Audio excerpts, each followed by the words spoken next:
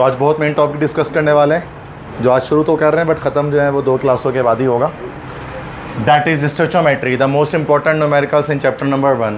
ठीक है, सबसे अहम जो बात चैप्टर 1 के अंदर डिस्कस करने की है वो यही है, स्टोइचोमेट्री या स्टोइचोमेट्रिक कैलकुलेशंस भी इसको हम कहते हैं।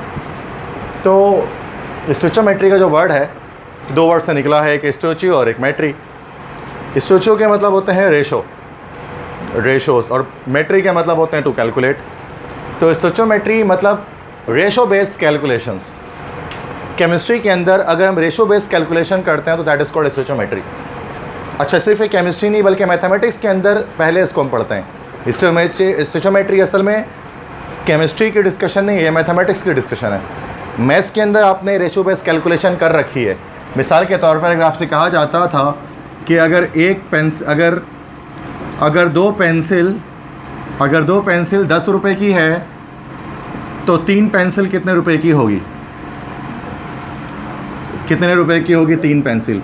अगर 2 पेंसिल 10 रुपये की है तो या तो आप दिमाग लगा के सोचते थे कि भाई 10 है ना, 10 पेंसिल है 2 रुपये की, तो 1 पेंसिल 5 रुपये की पड़ गई तो 3 हो गए 15 रुपये की।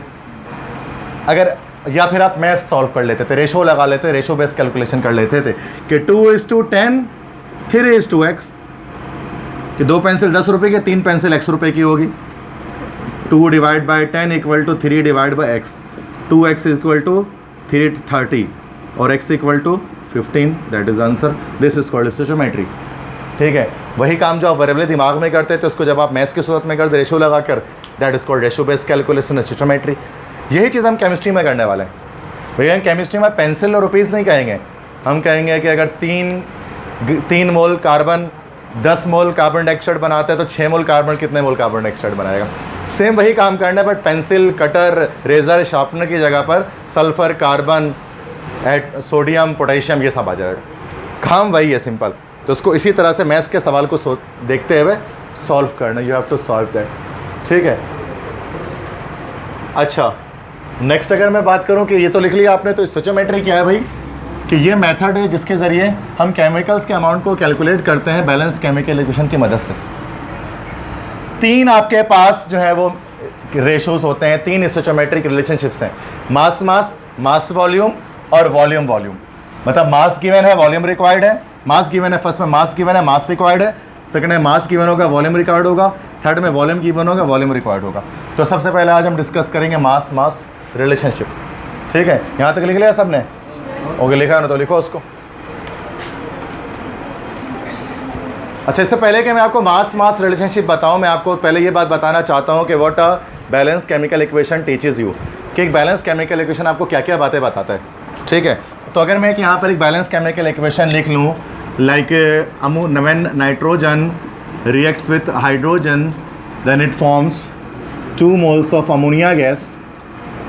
तो ये एक रिएक्शन मैंने लिख दिया इसके अंदर। ठीक है, और एक रिएक्शन मैं यहाँ लिखता हूँ H2 + O2, it forms H2O and we have to balance it and the equation is balance now. तो अब ये इक्वेशन आपको क्या 4 बातें बता रहा है या 3 बातें, देख लो पहले कि 3 बातें क्या बता रहा है। यही रिएक्शन आपको इन टर्म्स ऑफ मोल कुछ ना कुछ बता रहा है, यही reaction in terms of mass आपको कुछ ना कुछ बता रहा है, और यही reaction in terms of volume आपको कुछ बता रहा है। ठीक है, मोल की सूरत में क्या क्या बता रहे हैं इसको चेक करो। देखो, हर एलिमेंट से पहले जो नंबर लिखा होता है ना वो उसके नंबर ऑफ मोल्स होते हैं, जो उसका कोफिशिएंट होता है एक्चुअली वो नंबर ऑफ मोल्स होते हैं। तो यहाँ पर जो है वो ये कितना नंबर लिखा हुआ है, कुछ नहीं है, तो अंडरस्टूड क्या हो गया 1। उसके मतलब 1 mole of nitrogen reacts with how many mole of hydrogen? 3 moles of hydrogen to form how many moles of ammonia? 2 moles of ammonia. लिखा हुआ नहीं था, लेकिन ये बात पता लगती है इक्वेशन देखकर कि ये मोल्स बता रहे होते हैं आपको, जो बड़े नंबर होते हैं कि हर एलिमेंट के सिंबल से पहले, ये कंपाउंड के सिंबल से पहले। मास की सूरत में क्या बता रहे, तो भी देख लेंगे, मोलर मास निकाल लेंगे इन सब का। तो नाइट्रोजन का 28 निकल जाएगा। 28 gram of nitrogen reacts with 2 3 = 6 gram of hydrogen to form 14 + 3 = 17, 17 2 = 34 to form 34 gram of ammonia gas. समझे, मास की टर्म में भी बता रहा था आपको, ये बात छुपी हुई थी इसके अंदर, मैंने निकाली है इसके अंदर से कि 28 ग्राम नाइट्रोजन 6 ग्राम हाइड्रोजन से रिएक्शन के 34 ग्राम अमोनिया बनाता है, ये इन टर्म्स ऑफ मास। अब इन टर्म्स ऑफ वॉल्यूम भी कुछ बताएगा, बट वॉल्यूम की सूरत में कब बताएगा? ओनली एट STP, सिर्फ स्टैंडर्ड टेम्परेचर प्रेशर पर, जिसके बारे में बात कर चुका हूँ मैं, ठीक है, 0 डिग्री सेंटीग्रेड एंड 1 atm या 760 टोर प्रेशर। अच्छा, वॉल्यूम के लिहाज से जितना मोल होता है उतना ही वॉल्यूम होता है, सिर्फ यूनिट का फ़र्क होता है, ठीक है। जैसे 1 मोल है तो यहाँ पर क्या हो जाएगा 1 डेसीमीटर क्यूब, या 3 मोल है तो ये हो जाएगा 3 डेसीमीटर क्यूब, और ये हो जाएगा 2 डेसीमीटर क्यूब। इसका मतलब 1 dm cube of nitrogen react with 3 dm cube of hydrogen to form 2 dm cube of ammonia gas. बात समझ में आ गई? अब यही 3 बातें आपको किसी भी इक्वेशन के लिए अपने तौर पे बना सकते हैं, ठीक है। जैसे कि सेकंड में फॉर्मेशन ऑफ वाटर, हाइड्रोजन और ऑक्सीजन के एडिशन से वाटर की फॉर्मेशन हो रही है। इसमें हम देख लें कितने mole of hydrogen reacts with how many mole of oxygen to form how many moles of water, 2 mole of water. How much gram of hydrogen for how many gram of oxygen, 32 gram. How many gram of water is produced? Yes, 36. 18 इसको हो गया, 18 to the 36. How many dm cube of hydrogen? How many dm cube of oxygen? How many dm cube of water? तो सबसे पहले तो ये बात पता होनी चाहिए आपको कि एक बैलेंस केमिकल इक्वेशन के अंदर क्या इंफॉर्मेशन छुपी होती है। बात समझ में आ गई? इसको लिखो पहले। So that is the first question. कि find out the mass of ammonia gas produced by the reaction of 56 gram of nitrogen gas. कि 56 gram nitrogen gas 56 gram nitrogen gas से कितने ग्राम अमोनिया के बनेंगे। अभी मैं जो क्वेश्चंस करा रहा हूँ अपने दिमाग से ही करा रहा हूँ, बुक अभी बाद में मैं ओपन करूँगा, अभी नहीं। पहले कुछ माइनर से क्वेश्चन सीख लो, उसके फंडामेंटल से। इसके अंदर डेटा नहीं होता है इस सवाल के अंदर भी, ठीक है ना। इस सवाल में डायरेक्ट सोल्यूशन होता है, तो मैं भी सेम इसी तरह से कह रहा हूँ कि डायरेक्ट मैं सोल्यूशन पे आ रहा हूँ, ठीक है। सोल्यूशन के बाद क्या करें, दोबारा से इक्वेशन आप लिख दें। अभी आप ठीक है लिखना कुछ भी नहीं है, अभी आप छोड़ दें, सुने। N2 एक सवाल भी समझ में आ गया तो 100 सवाल आराम से हो सकते हैं इसके आगे, और ये मैं ऐसे नहीं बोल रहा हूँ, वाकई में हो जाएगा, ठीक है। N2 + 3H2 2NH3 इक्वेशन आपने दोबारा से लिख दिया। आप गिवन और रिक्वायर्ड पे अंडरलाइन कर दो। जो गिवन और रिक्वायर्ड है, तो गिवन क्या है आपको, नाइट्रोजन गैस गिवन है, अंडरलाइन कर दिया उसको। और रिक्वायर्ड क्या है आपको, क्या बताना क्या है कि मास, किसका मास बताना है, अमोनिया का, ठीक है। मास मास रिलेशनशिप का क्वेश्चन है, मास गिवन और मास ही बताना है, ठीक है। इसके बाद इसके नीचे 2 लाइंस लिखेंगे, ठीक है ना। इसके नीचे 2 लाइंस लिखेंगे। पहली लाइन हम लिखेंगे फ्रॉम इक्वेशन, इक्वेशन से देखते हुए, और दूसरी लाइन हम लिखेंगे फ्रॉम क्वेश्चन, सवाल से देखते हुए। भाई इक्वेशन से हमें क्या पता लग रहा है कि ग्राम के मास के लिहाज से कि 28 gram of nitrogen is producing how many grams of ammonia, 34 gram of ammonia. ये इक्वेशन बता रहे हैं आपको। फिर सवाल में क्या पूछ रहा है भाई, 28 ग्राम से नहीं बताएं कितना बन रहा है, बल्कि 56 ग्राम से बताएं ना, अमोनिया से, नाइट्रोजन से, कि कितना अमोनिया बनेगा। तो कितना कुछ तो बनेगा ना, तो x ग्राम बनेगा, x लगा दिया, ठीक है। अब इसके बाद हम इसको सॉल्व करना है, we have to solve it, ठीक है। इसके लिए 3 मेथड हमारे पास है। बुक के अंदर 2 मेथड है और टोटल 3 मेथड है बुक के अंदर जो है वो आपके पास, बल्कि बुक के अंदर 3 मेथड है और टोटल 4 मेथड है। बुक के अंदर आपके पास यूनिटरी मेथड है, फैक्टर मेथड है और मोल मेथड है। मैं तीनों से नहीं कराऊंगा, मैं चौथे एक मेथड से कराऊंगा जो मेरा अपना ही अलग मेथड है, वो कहलाता है रेशो मेथड। हम उसे सॉल्व करते हैं और आपके लिए ज़िंदगी आसान हो जाएगी आपकी, ठीक है। तो वो मैं रेशो मेथड से करा रहा हूँ। आप ये नहीं बोलना सर कि बुक में तो उस मेथड से हुआ, मैंने इससे फ़र्क नहीं पड़ता, क्योंकि ये मैथमेटिक्स है, मैथमेटिक्स में मेथड से फ़र्क नहीं पड़ता। इन केस अगर मेथड आपको लिख के ना दिया जाए, जब मैट्रिक को सॉल्व करें, सॉल्व द मैट्रिसेस, जब तक वो नहीं बोलेगा मैट्रिक्स मेथड से करना है, क्रेमर्स रूल से करना है, तब तक हम बाउंड नहीं है। और अगर मैं बोलते कि भाई क्रेमर्स रूल से ही करना है तो उसी से करना पड़ेगा, मैट्रिक्स मेथड से बोल दे कि करना है तो उसी से करना पड़ेगा। लेकिन अगर बोले बस सॉल्व करो मैट्रिसेस को, एक्स की वैल्यू निकालो, मर्जी कहीं से भी निकालो, इस तरह सवाल के अंदर हमें बोलता नहीं है कि यूनिटरी से निकालो, फैक्टर से निकालो, रेशो से निकालो, हमें जो सबसे आसान लगेगा हम उससे निकालेंगे, ठीक है। तो यहाँ बच्चों वाला बिल्कुल सिंपल मेथड होता है, ratio method.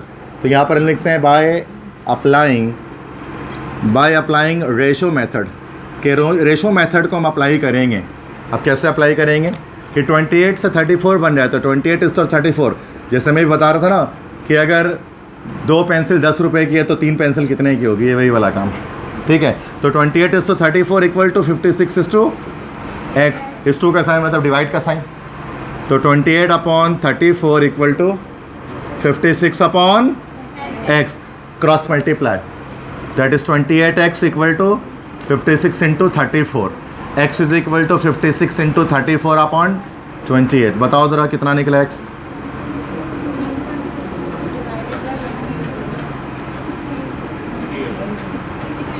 Yeah, 68 gram of ammonia gas will be produced and this is your answer. समझ में आया सबको कैसे हुआ? बस ये है स्टोइचोमेट्री कर। ठीक है, क्वेश्चन 2 ज़रा देखें किस तरह बनेगा। फिर से रिपीट कर देता हूँ जिसको नहीं समझ में आया। कोई भाई शर्माते क्यों, बता दिया करो। अजीब मतलब एक दो सवाल थोड़ी ना, 100 सवाल हैं इसके, सारा तुम्ही लोग को बनाना है। चलो दूसरा बना दूंगा, बाकी 98 बच जाएंगे वो तुम ही बनाओगे। 3 बता दूंगा, बाकी 97 तुम ही बनाओगे। बनाना तो आपको ही है, लेकिन शुरू में आप जो 3, 4, 5, 10 बनवा भी लोगे ना, तब भी बहुत बचेगा आपको अपने खुद के बनाने के लिए। ठीक है, ये वो सवाल है जो मैं अपने दिमाग से दे रहा हूँ। अभी तो किताब खोला ही नहीं, पास पेपर खोला ही नहीं। स्टार्ट करें जरा, कैसे बनेगा ज़रा फिर से बिल्कुल सुकून से समझो, परेशानी की आलम में नहीं समझो, सुकून से। जो रूल मैंने फर्स्ट क्वेश्चन में बताया, सेम उसी रूल से सारे सवाल बनेंगे। मैं 1 इंच भी नहीं हिलूंगा अपनी बात से। मैं जो बता चुका हूँ ना उसी पे चलेगा। कोई बच्चा नहीं बोल सकता सर आपने बताया कुछ था, अब यहाँ कुछ और आप कर रहे हैं, ऐसा नहीं होगा। केमिस्ट्री 112.5 है।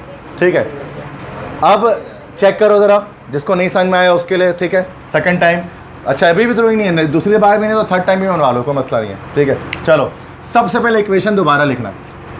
ठीक है, दोबारा इक्वेशन लिख दिया। फिर सवाल देखना है कि क्या पूछ रहे हैं भाई, बताएं कितना मास बनेगा वाटर का 100 ग्राम ऑफ ऑक्सीजन गैस से। तो अंडरलाइन कर देना गिवन रिक्वायर्ड को। ये गिवन है ऑक्सीजन, अंडरलाइन कर दिया। ये वाटर है रिक्वायर्ड, अंडरलाइन कर दिया। ओके, उसके बाद 2 लाइन्स यहाँ पर लिखनी है। पहली लाइन हमें लिखनी है फ्रॉम इक्वेशन, इक्वेशन से देखते हुए रिलेशन बनेगी हमारे पास। ठीक है, और दूसरी लाइन हमें मिलेगी फ्रॉम क्वेश्चन, सवाल को देखते हुए हमें यहाँ पर फिर मिलेगी।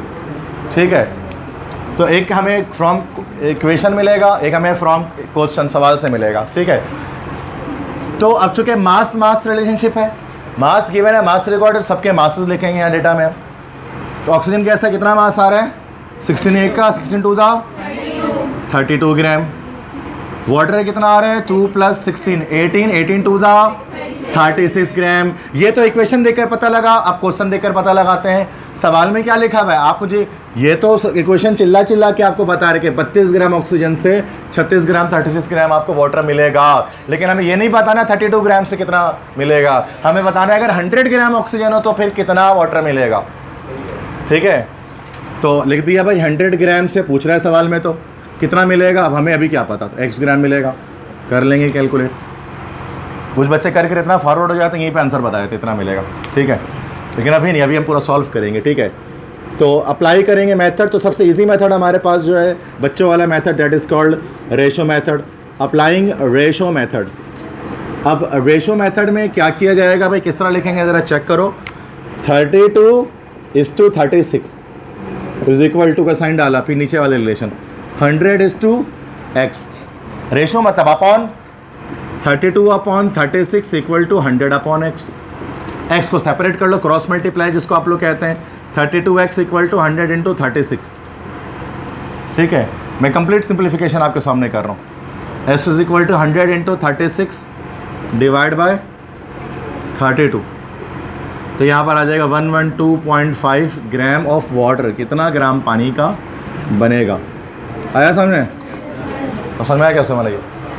करो बनाओ उसको।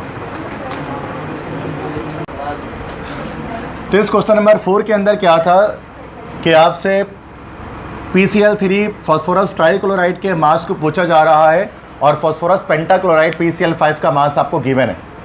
ठीक है, तो आपने सेम क्या किया, सॉल्यूशन में इक्वेशन लिखी, अंडरलाइन किया गिवन रिक्वायर्ड को, और पहले लाइन लिखी क्वेश्चन को देखते हुए इक्वेशन को देखते हुए 137.5 ग्राम PCl3 से बन रहा है 208.5 ग्राम PCl5।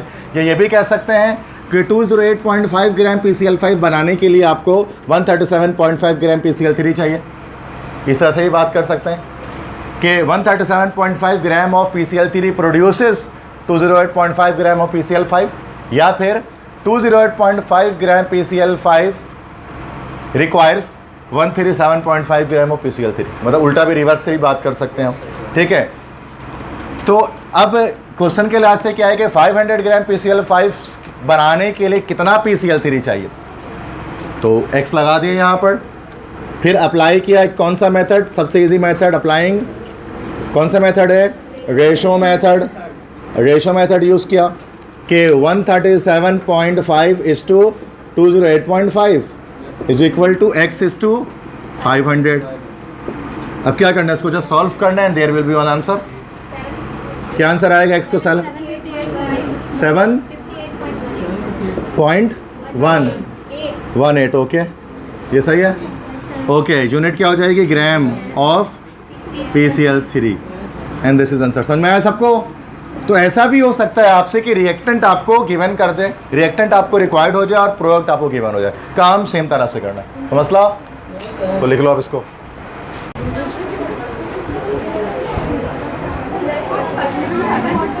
ओके नाउ लिसन, जरा मैं शॉर्ट में इसको बनाता हूँ। क्वेश्चन नंबर 5 जिसमें लिखा हुआ है कि बताएं 700 ग्राम सोडियम बाइकार्बोनेट बनाने के लिए कितने ग्राम आपको सोडियम कार्बोनेट चाहिए होंगे, ठीक है। फास्ट में देखो ज़रा, फुल स्पीड में, यहीं पर बता रहे इक्वेशन में, ठीक है। सोडियम कार्बोनेट और NaHCO3 अंडरलाइन हो गए, ठीक है। सोडियम कार्बोनेट, अच्छा ये फ्रॉम, ये हो गया फ्रॉम इक्वेशन, फ्रॉम क्वेश्चन, कितना निकला NO2CO3 का 106, बिल्कुल परफेक्ट है। सोडियम बाइकार्बोनेट का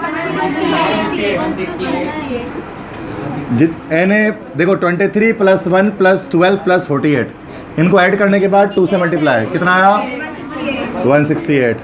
आपका कैसे आ रहा है चेंज, करो ज़रा दोबारा, अभी सामने करो। तुमने सिर्फ ये सोडियम को 2 से मल्टीप्लाई कर दिया, ये मैंने बताया था, ये पूरा इसके साथ ब्रैकेट लगा हुआ है। अब समझ में आई बात, अब चेक करो। यही गलती थी ना, दो गलती समझ में आ गई होगी।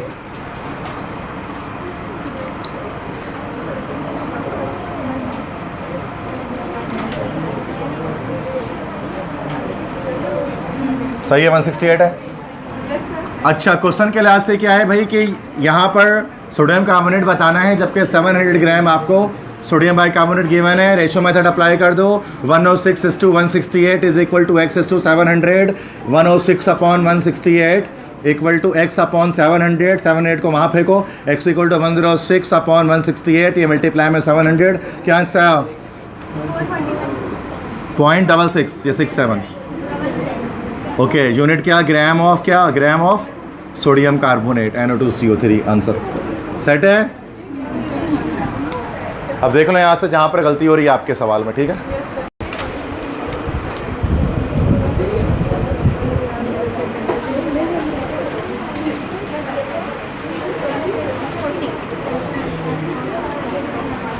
ओके, क्वेश्चन 6 था कि find the mass of methane gas required to react with 200 gram of oxygen gas. कि बताएं कितना मास रिक्वायर है मीथेन गैस का जो कि 200 ग्राम ऑक्सीजन गैस के साथ रिएक्ट करेगा। तो सबसे पहले तो आपको इक्वेशन लिखना पड़ता है। इक्वेशन लिखने के बाद आपको अंडरलाइन करना पड़ता है गिवन और रिक्वायर्ड पे। एक चीज़ गिवन होगी और एक चीज़ रिक्वायर्ड होगा, उस पर आप अंडरलाइन कर दोगे। वो सवाल आपको बता रहा होगा कि find the mass of methane, methane पर अंडरलाइन हो गया, required to react with 200 gram of oxygen gas, oxygen gas पे हो गया। तो इस बार गिवन और रिक्वायर्ड दोनों के दोनों रिएक्टेंट साइड पे आगे, इससे कोई फ़र्क नहीं पड़ता, मेथड के अंदर कोई चेंजिंग नहीं होती, कोई नया कॉन्सेप्ट अप्लाई नहीं होता, कुछ भी नहीं होता, ठीक है। अब इसके बाद 2 लाइन्स लिखते हैं जो लगातार इससे पहले भी 5 सवालों में लिखा, छठे सवाल में भी लिखना है। पहली लाइन लिखनी है फ्रॉम इक्वेशन, इक्वेशन को देखते हुए एक रिलेशन हमें पता लग जाएगा। दूसरी लाइन हमें लिखनी है फ्रॉम क्वेश्चन, जो सवाल हमें बता रहा होगा। अब चूँकि मास मास रिलेशनशिप है तो दोनों के मास लिखेंगे, जो कि मीथेन के और ऑक्सीजन के मास, जो इक्वेशन हमें बता रहे, सवाल नहीं। अब कहाँ से वो मॉलिक्यूलर मास से आ जाएगा, जैसे मीथेन का 12 + 4 16 ग्राम, इस तरह ऑक्सीजन 16 × 2 = 32, 32 × 2 = 64 ग्राम। अब सेकंड है फ्रॉम क्वेश्चन, क्वेश्चन से लिखना है सवाल में क्या है कि भाई 200 ग्राम ऑक्सीजन गैस गिवन है, तो ऑक्सीजन गैस आ गया यहाँ पर 200 ग्राम। अब जाहिर सी बात है दूसरी वाली चीज़ तो रिक्वायर्ड होगी, ये गिवन है क्वेश्चन के अंदर। तो यहाँ पर हमने लिख दिया x ग्राम। अब इसका हम रेशो निकाल के आंसर ले आएंगे, 50 आ जाएगा। आई वो समझ में कैसे होता है? ठीक है।